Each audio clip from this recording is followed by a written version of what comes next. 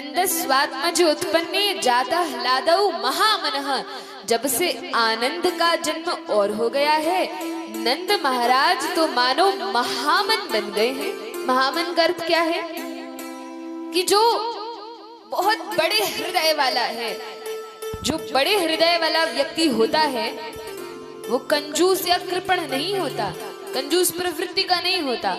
वो अपना सब कुछ देने के लिए तत्पर हो जाता है, तैयार हो जाता है। उदार चित वाला वह हृदय हो जाता है, उस व्यक्ति को कहते हैं महामन। तो नंद महाराज महामन बने हैं।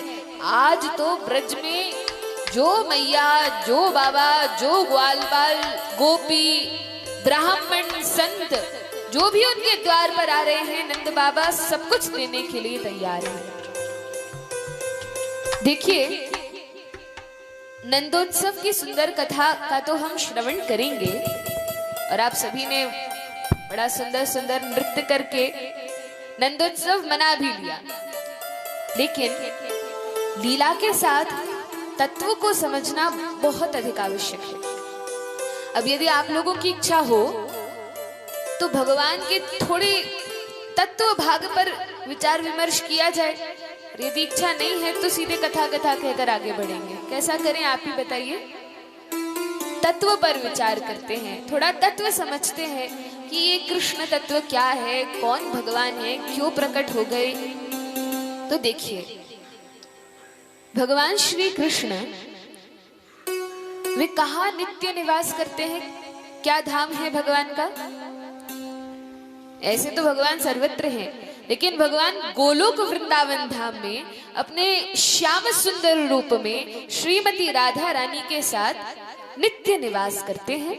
वहां भगवान हमेशा विराजमान रहते हैं। अष्ट सखियों सहित अनंत कोटि गोपियां, नित्य गोपियां भगवान की सेवा शुश्रूषा में लगी हैं। और एक दो लक्ष्मी नहीं, सहस्त्रों लक्ष्मियां वहां पर है। एक एक कंकड़ पत्थर चिंतामणि है, एक एक लता पता क्या है? क्या है? कल्प वृक्ष है। और एक एक कंकड़ पत्थर क्या है? चिंतामणि है। चिंतामणि का अर्थ क्या है? क्या होती है चिंतामणि? ऐसी मणि जो सारी इच्छाओं को पूर्ण कर दे। तो फिर कल्प वृक्ष क्या है? स्वर्ग लोक के भी सुख को प्रदान कर दे, वह कल्प वृक्ष है। तो स्वर्ग में कितने कल्प वृक्ष हैं? एक कल्प वृक्ष है। और भगवान के धाम गोलोक वृंदावन में वहां पे तो जितनी लता है, जितने पौधे हैं, पेड़ हैं, वनस्पति हैं, वे सभी कल्प वृक्ष के समान हैं, क्योंकि वे साधारण नहीं हैं। वे तो भगवान के परम भक्त हैं जो शांत रस में भगवान की सेवा करते हैं। देखिए, भगवान की सेवा 5 रसों में की जा सकती है, जिसमें से पहला रस है शांत रस, फिर दास्य रस, साख्य रस, वात्सल्य रस और सर्वोच्च है माधुर्य रस। वैसे तो सभी रस अपने आप में महान हैं, सबकी अपनी अपनी महिमा है।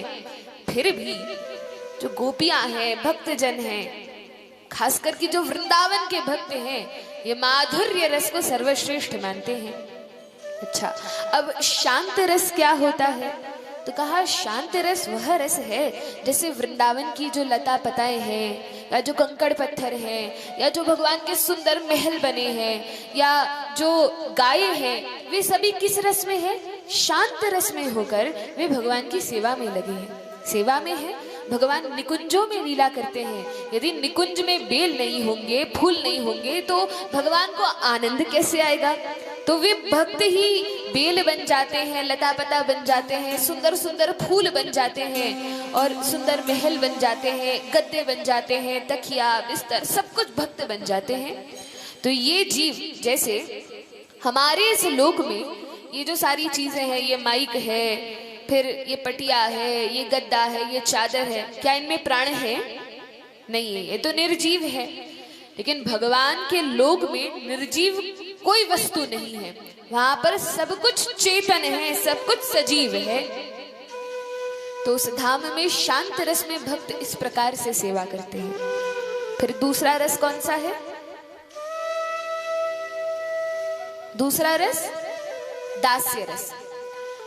दास्य रस में कैसे सेवा होती है? तो कोई उदाहरण दीजिए, कौन ऐसे भक्त हैं जो दास बनकर भगवान की सेवा में लगे रहते हैं? हनुमान जी।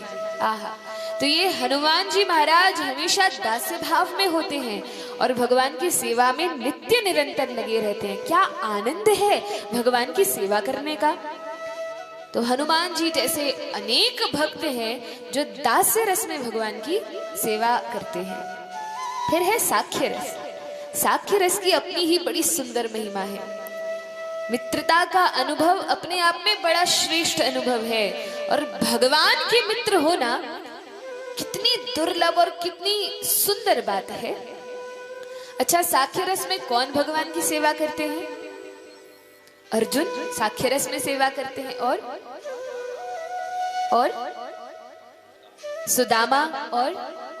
सुदामा, श्रीदामा, फिर सुबल, स्तोक कृष्ण, ऐसे कई भगवान के मित्र हैं, सखा हैं। विभीषण जी, सुग्रीव, उनके साथ मित्रता प्रभु रामचंद्र स्थापित करते हैं। ये सभी साख्य रस में भगवान की सेवा करते हैं। जानते हैं कि हम भगवान नहीं हैं, इनके भक्त हैं, फिर भी भगवान को आनंद देने के लिए मैत्रीपूर्ण व्यवहार करते हैं। ये साख्य रस में भगवान की सेवा करते हैं। अच्छा, वात्सल्य रस में कौन सेवा करता है? यशोदा मैया, नंद बाबा, देवकी मैया, अदिति मैया, कश्यप ऋषि, ये सभी वात्सल्य भाव के भक्त हैं। और जो गैया मैया भगवान को दूध पिलाती है, अपना दूध देती है, उनमें भी वात्सल्य उमड़ता है। अपने बछड़ों से अधिक वे भगवान को प्रेम करती हैं।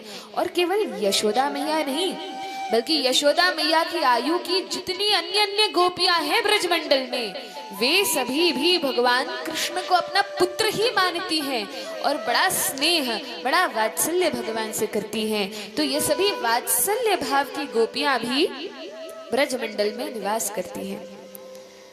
उसके बाद कौन सा रस आता है? कौन कौन से रस हो गए? पहला शांत रस, दूसरा दास्य रस, साख्य रस, वात्सल्य रस, और पांचवा रस है जो बड़ा ही मधुर है, सर्वश्रेष्ठ है, सर्वोत्कृष्ट है, यह माधुर्य रस है। इस माधुर्य रस में कौन भगवान की सेवा करता है? गोपियां। गोपियों का, राधा रानी का यह भाव है। वे माधुर्य रस में भगवान को अपना प्रियतम जानकर, भगवान को अपना प्राण सर्वस्व जानकर, जो सब कुछ समर्पण करके पूर्ण रूप से कृष्ण पर आश्रित हैं, ये गोपियों की भक्ति सर्वोत्कृष्ट है, सर्वश्रेष्ठ है। और ये गोपियां माधुर्य भाव से भगवान की सेवा करती हैं, माधुर्य भाव में भगवान को प्रेम करती हैं। तो ये 5 रसों का वर्णन है। अब भगवान गोलोक वृंदावन धाम में इस माधुर्य रस की प्रधानता को लेकर अन्य रस भी है। गोलोक में यशोदा मैया, नंद बाबा भी है, वहां तो नित्य लीला चलती है, जिस लीला का आज हम लोग श्रवण पान कर रहे हैं। और द्वापर में भगवान ने यह लीला की है और कई कल्पों में एक बार भगवान प्रकट होते हैं द्वापर में। बाकी और युगों में तो भगवान के अंश अवतार प्रकट होते हैं, लेकिन इस कल्प में साक्षात भगवान कृष्ण द्वापर में लगभग 5-5.5 सहस्त्र वर्ष पूर्व द्वारिका में लीला करते हैं, ब्रजमंडल में प्रकट होते हैं। तो भगवान गोलोक वृंदावन धाम में नित्य निवास करते हैं और जितनी सखियां हैं, गोपियां हैं, वे इनकी सेवा करती हैं। अब भगवान क्या करते हैं? सृष्टि के जो क्रम का वर्णन भागवत में है, तो भगवान जब उनके हृदय में इच्छा होती है कि मैं सृष्टि लीला करूं, फिर रास लीला करूं, तो पहले तो भगवान चतुर्श्लोकी भागवत में वर्णन आता है, अहमे वासमेवाग्रे नानयत यत् सदसत् परम पश्चादहम यदेतच्च यो विशिष्यतु सोऽस्म्यहम्। जब कुछ भी नहीं था तब मैं था, अर्थात जब ये पृथ्वी नहीं थी, जब हम सभी जीवात्मा नहीं थे, जब और कोई भी नहीं था, कोई ब्रह्मांड, कोई चंद्र, सूर्य इत्यादि कुछ नहीं था, तब केवल और केवल भगवान श्री कृष्ण थे।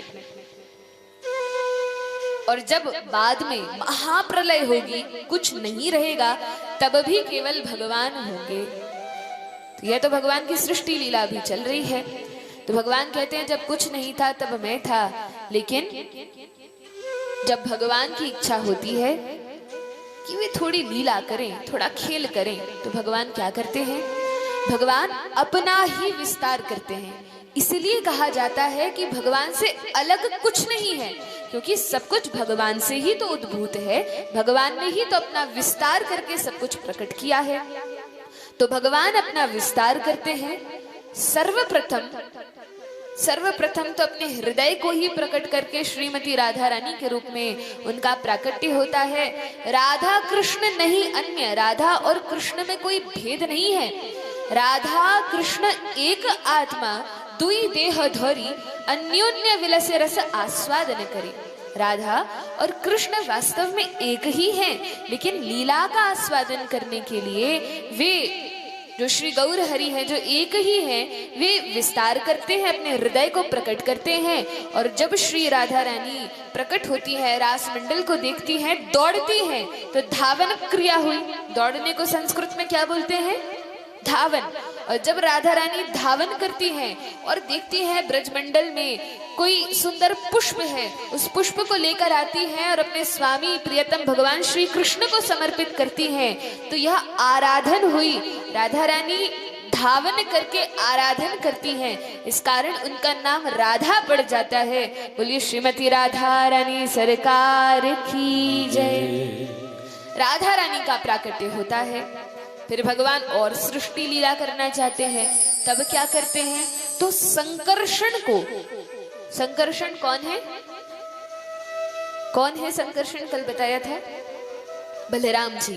बलराम जी संकर्षण है। अच्छा, ये संकर्षण नाम क्यों पड़ा? हाँ, वैसे तो यह नाम भगवान का नित्य नाम है संकर्षण, लेकिन क्योंकि योग माया ने रोहिणी के गर्भ से भगवान को कर्षित करके, खींचकर, संकर्षित करके देवकी के गर्भ से रोहिणी के गर्भ में स्थापित किया, इस कारण बलराम जी का एक नाम संकर्षण भी पड़ गया। तो भगवान सर्वप्रथम संकर्षण का विस्तार करते हैं। या संकर्षण या बलराम जी ये भी भगवान से अलग नहीं है, भगवान ही है। यदि भगवान अपना विस्तार भी करते हैं तो वो भगवत रूप ही है, लेकिन ये बलराम जी बड़ी सुंदर लीला करते हैं। जब भाई बनना होता है तो भाई बन जाते हैं, जब दास बनने की इच्छा होती है तो शेषनाग बन जाते हैं कि भैया हे भगवान आप मेरे ऊपर शयन कर लीजिए, दास भाव में आ जाते हैं। जो भी रस लेने आना होता है, शांत रस, वात्सल्य रस, बड़े भाई के रूप में वात्सल्य रस का भी आस्वादन करते हैं, शेषनाग के रूप में शांत रस का, दास्य रस का भी आस्वादन करते हैं, फिर गोपी बन के कृष्ण के साथ रास भी करते हैं। तो बलराम जी सभी रूपों में भगवान की सेवा करते हैं, सर्वश्रेष्ठ भक्त हैं और साक्षात भगवान ही है। तो बलराम जी का प्राकट्य होता है। फिर इन बलराम जी से चतुर्व्यूह का प्राकट होता है। वासुदेव, संकर्षण, प्रद्युम्न और अनिरुद्ध।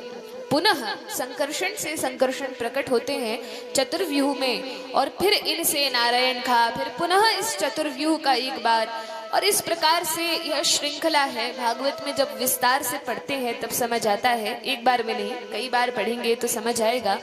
इस प्रकार से अनेक अनेक विस्तार करके फिर चतुर्व्यूह में जो वासुदेव हैं उनसे विस्तार होता है, वे अपना विस्तार करते हैं, तब तीन रूपों में प्रकट होते हैं। तीन विष्णु के रूप में भगवान प्रकट होते हैं। हम आप सभी तो जानते हैं, एक भगवान विष्णु है, एक लक्ष्मी है, लेकिन भागवत में, अन्य पुराणों में, ग्रंथों में, हमारे वैदिक शास्त्र में, ब्रह्म संहिता में विशेष रूप से वर्णन आता है कि विष्णु भी तीन हैं। कौन कौन से हैं? कहा क्षीरोदकशायी विष्णु, क्षीर उदकशायी विष्णु। क्षीर सागर में शयन करने वाले जो विष्णु, वे क्षीरोदकशायी विष्णु। फिर कहा गर्भोदकशायी विष्णु, गर्भोदक सागर में शयन करने वाले गर्भोदकशायी विष्णु। और तीसरे कारणोदकशायी विष्णु, जो कारण सागर में शयन करते हैं, वे कारणोदकशायी विष्णु कहलाते हैं। अच्छा, अब इन तीन तीन विष्णुओं की क्या आवश्यकता थी? क्या करते हैं ये? कोई तो कार्य होगा। कहा हाँ, जो क्षीरोदकशायी विष्णु हैं, क्योंकि भगवान के ही विस्तार से प्रकट है। तो ये क्षीर सागर में शयन करने वाले क्षीरोदक्षाई विष्णु से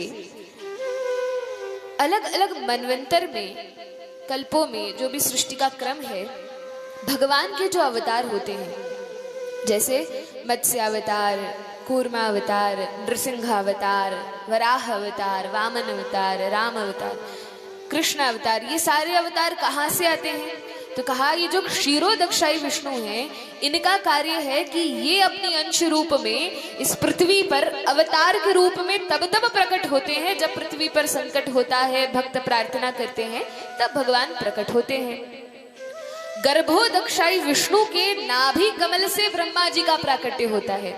और ये गर्भोदक्षाई विष्णु जब भगवान की श्वास से अनंत कोटि ब्रह्मांड प्रकट होते हैं तो उन ब्रह्मांडों में जाकर विराजित होते हैं। क्योंकि जब ब्रह्मांड प्रकट होते हैं और यदि भगवान उस ब्रह्मांड की आत्मा के रूप में न प्रवेश करें तो वह तो निर्जीव के समान है, फिर उसमें सृष्टि नहीं होती। जब भगवान प्रवेश करते हैं तब वह ब्रह्मांड क्रियाशील होता है और तब सृष्टि का क्रम प्रारंभ होता है।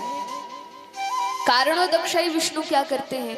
कहा वे कारण सागर में शयन करते हैं, वे महाविष्णु भी कहलाते हैं। और सभी जीवों का पालन पोषण जो भगवान विष्णु करते हैं वे महाविष्णु या कारणोदक्षाई विष्णु के हाथ में होता है, वे सभी का पालन पोषण करते हैं। इस प्रकार से इन तीन विष्णु का वर्णन है। और ये जो महाविष्णु हैं जो कारण सागर में शयन करते हैं, कारणोदक्षाई विष्णु, इन्हीं की श्वास प्रश्वास से ये सारे ब्रह्मांड प्रकट होते हैं। देखिए भगवान कारण जल में, कारण सागर में शयन करते हैं। किसके ऊपर शयन करते हैं? बेड के ऊपर, शेषनाग के ऊपर, अनंत शेष के ऊपर भगवान शयन करते हैं। और शयन करते समय जब भगवान अपनी श्वास छोड़ते हैं तब क्या होता है? उतने समय ये सृष्टि चलती है। और जब तक भगवान श्वास छोड़ते हैं, अभी भगवान श्वास छोड़ ही रहे हैं, जिस समय वापस लेंगे तब तो सब कुछ भगवान के शरीर के भीतर चला जाएगा, महाप्रलय हो जाएगी। तब ब्रह्मा भी नहीं बचेंगे, इंद्र चंद्र सूर्य नक्षत्र मंडल कुछ नहीं बचेगा, तब तो सब विनष्ट हो जाएगा। जितने समय तक भगवान श्वास भीतर लेते हैं तब कोई सृष्टि नहीं होती, सारे जीव भगवान के शरीर के भीतर शयन कर रहे होते हैं, उनमें चेतना नहीं होती उतने समय। और जिस समय भगवान श्वास बाहर कर रहे होते हैं तब निरंतर कई कई ब्रह्मांडों की सृष्टि हो रही होती है। और उन ब्रह्मांडों की श्रृंखला में कई ब्रह्मांड हैं, जिनमें जो हमारा ब्रह्मांड है यह भगवान के सबसे समीप है और सबसे छोटा है। सबसे छोटा, जैसे पानी में बुलबुले उठते हैं, ऐसे ही क्योंकि भगवान सागर में शयन कर रहे हैं, अब सागर में शयन कर रहे हैं, सांस छोड़ रहे हैं, तो बुलबुलों के रूप में ये ब्रह्मांड निकलते हैं। और जो सबसे छोटा बुलबुला है ये हमारा ब्रह्मांड है, उससे बड़ा दूसरा ब्रह्मांड, फिर तीसरा ब्रह्मांड, ऐसे कई कई ब्रह्मांड है। हमारे ब्रह्मांड के ब्रह्मा जी के कितने मुख हैं? 4 मुख हैं। और ब्रह्मांडों के ब्रह्मा जी के मुख डबल होते जाते हैं, दुगने होते जाते हैं। तो सोचिए हमारा ही ब्रह्मांड इतना बड़ा है तो अन्य और ब्रह्मांड कितने बड़े होंगे, और जो पृथ्वियां हैं वे कितनी बड़ी होंगी, और वहां के मनुष्य कितने बड़े होंगे। तो इस प्रकार से सारा वर्णन आता है शास्त्रों में। रहस्य की बात यह है, एक बहुत बड़ा रहस्य है कृष्ण जन्म के पीछे। कौन कौन इस रहस्य को सुनना चाहते हैं? हाथ ऊपर कीजिए। तो भगवान श्री कृष्ण अपना विस्तार करते हैं 3 विष्णु के रूप में, लेकिन हर कल्प में हर बार भगवान का जब पृथ्वी पर अवतार होना होता है तो कैसे अवतार होता है? किन विष्णु से भगवान के सारे अवतार आते हैं? क्षीरोदक्षाई विष्णु से। क्षीर सागर में जो भगवान शयन करते हैं उनसे ये अवतार आते हैं, उनकी शक्ति लेकर अवतार आते हैं। लेकिन रहस्य की बात यह है कि इस बार, अर्थात हमारा यह जो मनवंतर चल रहा है और यह जो कल्प है, इस कल्प में द्वापर में भगवान श्री कृष्ण कई कई चतुर्युगी के बाद ब्रह्मा जी के एक दिन में भगवान एक बार प्रकट होते हैं। लेकिन ब्रह्मा जी के हर दिन सतयुग त्रेता द्वापर कलयुग सब हो जाता है, फिर अगले दिन फिर ये सब हो जाता है। और ब्रह्मा जी 100 वर्षों तक जीते हैं और उनके पूरे जीवन काल में भगवान कृष्ण अर्थात जो गोलोक वृंदावन में भगवान है, जिनसे सारे विस्तार है, विष्णु, संकर्षण, चतुर्व्यूह, सब कुछ जिन भगवान से विस्तारित होकर आते हैं, वे भगवान श्री कृष्ण जो नित्य लीला करते हैं गोलोक वृंदावन में, जो कभी अवतार लेकर वैसे नहीं आते। वैसे सारे अवतार किन से आते हैं? क्षीरोदक्षाई विष्णु से आते हैं। 2-4 बार बोलेंगे तो याद हो जाएगा। तो विष्णु से अवतार आते हैं, अंशावतार आते हैं। लेकिन ब्रह्मा जी के एक दिन में जब भगवान आते हैं तो इसी द्वापर की बात है कि भगवान श्री कृष्ण जो गोलोक विहारी भगवान हैं, वे भी निश्चय करते हैं कि मैं अपने भक्तों को आनंद देने के लिए ब्रज की लीलाओं का आनंद भूमंडल पर, इस भू वृंदावन पर आनंद लेने के लिए मैं स्वयं साक्षात प्रकट होऊंगा। और जब भगवान ऐसा संकल्प करते हैं तो भगवान प्रकट होते हैं। अब यह तो निश्चित है कि देवकी मैया पिछले जन्म में अदिति थी और वसुदेव जी कश्यप मुनि थे, कश्यप ऋषि थे। इन्होंने तपस्या की थी तो भगवान ने वरदान दिया था कि मैं आने वाले 3 जन्मों तक आपके पुत्र के रूप में अवतार लूंगा। तब ये अदिति कश्यप वामन देव के अवतार के रूप में भगवान अदिति के गर्भ से जन्म लेते हैं। फिर कौशल्या दशरथ के रूप में जब आते हैं तो भगवान रामचंद्र के रूप में प्रकट होते हैं। और यही अदिति और कश्यप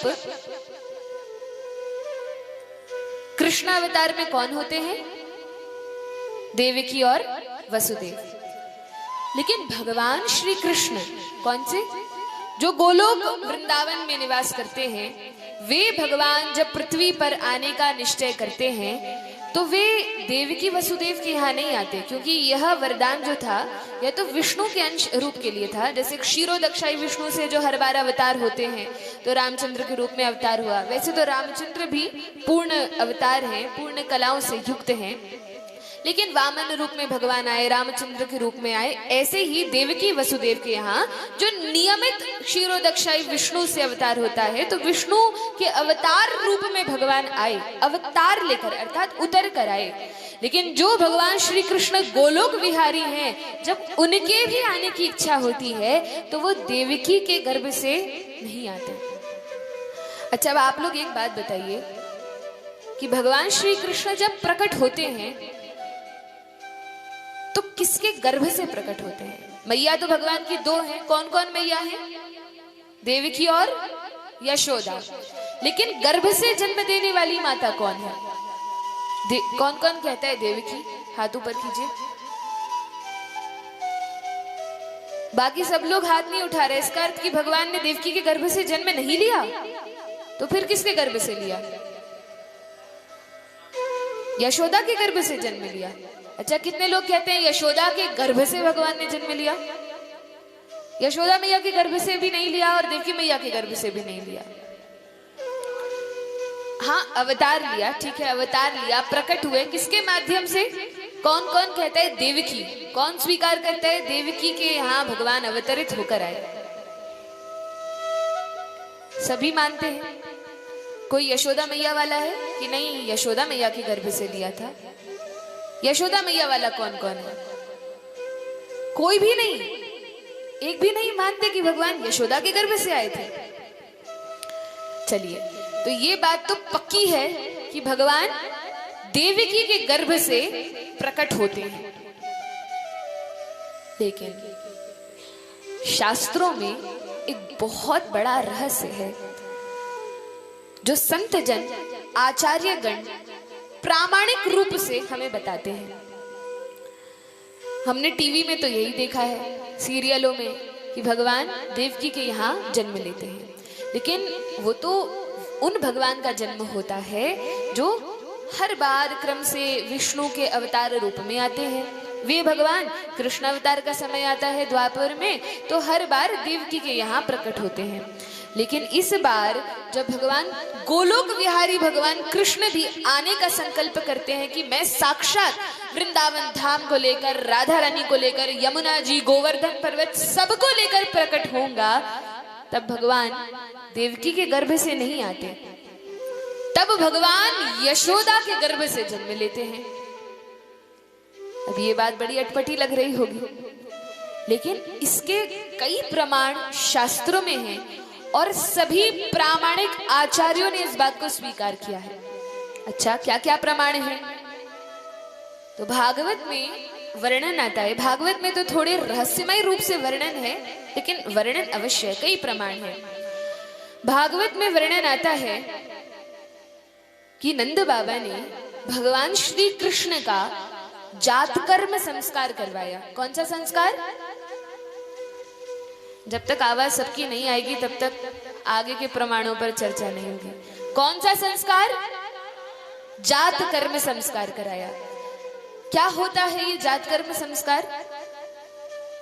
तो माता का पुत्र से जो नाल का संबंध होता है, जब जन्म लेता है पुत्र तो नाल का संबंध है, उसको काटा जाता है, उसको कहते हैं जात कर्म संस्कार। अब ये जात कर्म संस्कार नंद बाबा ने भगवान कृष्ण का करवाया। इसका अर्थ क्या हुआ? जात कर्म तो तभी हो सकता है जब भगवान ने यशोदा के भी गर्भ से जन्म लिया हो, तभी जात कर्म संस्कार संभव है।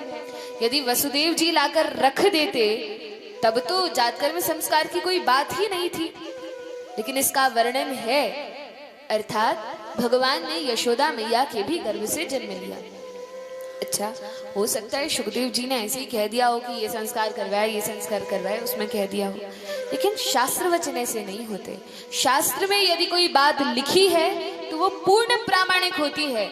हमें आवश्यकता है कि उसको आचार्यों की टीका से पढ़कर समझें। और भी कई प्रमाण हैं। क्या प्रमाण है?